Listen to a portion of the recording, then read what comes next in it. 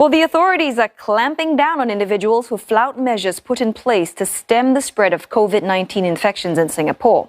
First, a 45-year-old man has had his permanent residency status revoked after he breached stay-home notice requirements. The Immigration and Checkpoints Authority says he will also be barred from re-entering Singapore.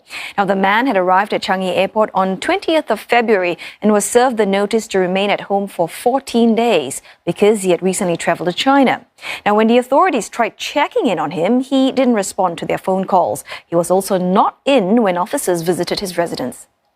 And then on 23rd of February, he was found trying to leave Singapore at Changi Airport. The man was warned he could face penalties for breaching the stay-home notice, but he insisted on leaving. ICA has now rejected his application to renew his re-entry permit, which allows a person to retain PR status while outside the country. In another case, the Health Ministry is hauling a married couple from China to court on Friday because they allegedly gave false information to health officials and obstructed contact tracing. They'll be charged under the Infectious Diseases Act.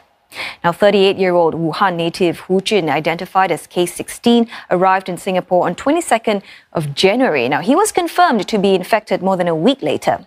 His 36-year-old wife, Shi Sha, who resides in Singapore, was then identified as a close contact and issued a quarantine order on 1st of February.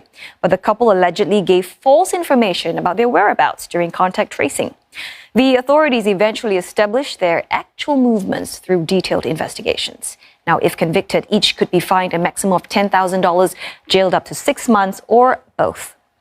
The latest incidents come on top of previous infringements to leave of absence requirements. And as of Monday, 14 work pass holders and 15 employers have been taken to task. The government has reiterated that both employers and staff must comply with control measures.